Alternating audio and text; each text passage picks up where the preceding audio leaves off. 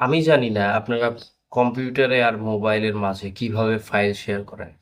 Most of the people আমি যেটা দেখছি, এক, হোয়াটসঅ্যাপের মাধ্যমে তারা তাদের ফাইলকে শেয়ার করে।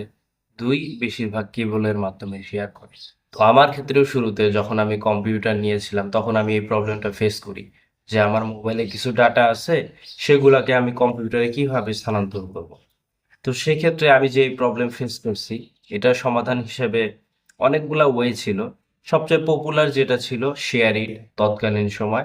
তখন শেয়ার ইটের মাধ্যমে আমি আমার কম্পিউটারের ডেটা মোবাইলে নিতাম, আর মোবাইলের যে ভিডিও ফাইল ছবি টবি আছে এগুলো মোবাইলের মাধ্যমে কম্পিউটারে নিতাম।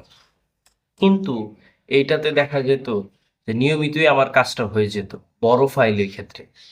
এমন একটা সিচুয়েশন ইমাজিন করেন যেখানে অনেকগুলা কম্পিউটার আছে, অনেকগুলা ডিভাইস আসে। তো ধরেন সবগুলা কম্পিউটার অথবা সবগুলো মোবাইল যতগুলো ডিভাইস আছে একটা ইন্টারনেটের সাথে একটা কানেকশনের সাথে আবদ্ধ। তো সেক্ষেত্রে আপনার হুটহাট করে দ্রুত কিছু ছোটখাটো ফাইল শেয়ার করা দরকার, ছোটখাটো ডকুমেন্ট শেয়ার করা দরকার। সেক্ষেত্রে আপনারা শেয়ার ইট ব্যবহার করতে চাইলে করতে পারেন, কিন্তু সেটার অনেকটাই হ্যাসেল। শেয়ার ইট ওপেন করতে হয়, স্ক্যান করতে হয়। সেক্ষেত্রে আমি যে ট্রিকটা ব্যবহার করি সেটা হচ্ছে স্ন্যাপড্রপ। এরকমই অনেকগুলো আছে, অনেকগুলো অল্টারনেটিভ আপনারা যদি গুগলে সার্চ দেন পেয়ে যাবেন।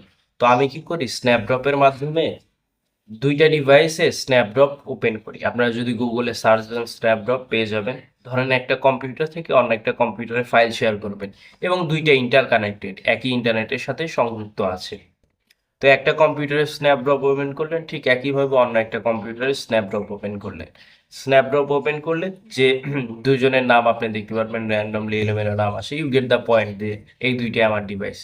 তো আপনি কি করবেন, যেটা থেকে যেটা ফাইল শেয়ার করবেন সেটার নামের উপরে ক্লিক দিলে ফাইলের অপশন চলে আসবে।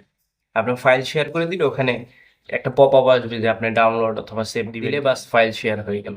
তো এটা হচ্ছে অনেক সুন্দর, সহজ, সিম্পল ট্রিক, যার মাধ্যমে আপনি ওয়্যারলেসলি কোনো ভেজাল ছাড়াই, অর্থাৎ কোনো তারের ঝামেলা ছাড়াই টুকিটাকি ছোটখাটো ফাইল শেয়ার করতে পারেন। তবে এই ক্ষেত্রে আমি আমার দিক থেকে ফেস করছি, আমার মোবাইল হয়তো ওল্ড ভার্সনের, ওল্ড অ্যান্ড্রয়েড ভার্সন, যার কারণে হয়তো এই প্রবলেমটা ফেস করতেছে। আমি বড় ফাইলগুলা এগুলোর মাধ্যমে শেয়ার করে অনেকটা হ্যাসেল ফেস করছে, সেক্ষেত্রে আমি শেয়ার ইট ব্যবহার করি। তো আপনারা যারা আছেন হোয়াটসঅ্যাপের মাধ্যমে এখনো ডকুমেন্ট শেয়ার করেন, ফাইল শেয়ার করেন, যদি আপনার কাছে সেটা ভালো লাগে তাহলে ঠিক আছে। But you think that is actually inconvenient for you, you can either choose this kind of option like share it snapdrop। আর স্ন্যাপড্রপের অনেক অল্টারনেটিভ আছে, সেগুলো ইন্টারনেট থেকে যেটা আপনার পছন্দ সেটা ব্যবহার করতে পারেন। তো যাই হোক, ওভারঅল আজকে একটা ভিডিও শুরু করলাম। সেট আপটা দেখতেছেন এলোমেলো, নতুন জায়গায় শিফট হয়েছি, ধীরে ধীরে সবকিছু গোছায় নেওয়ার চেষ্টা করি। ঠিক আছে, ইনশাল্লাহ। সালামু আলাইকুম রহমতুল্লাহ।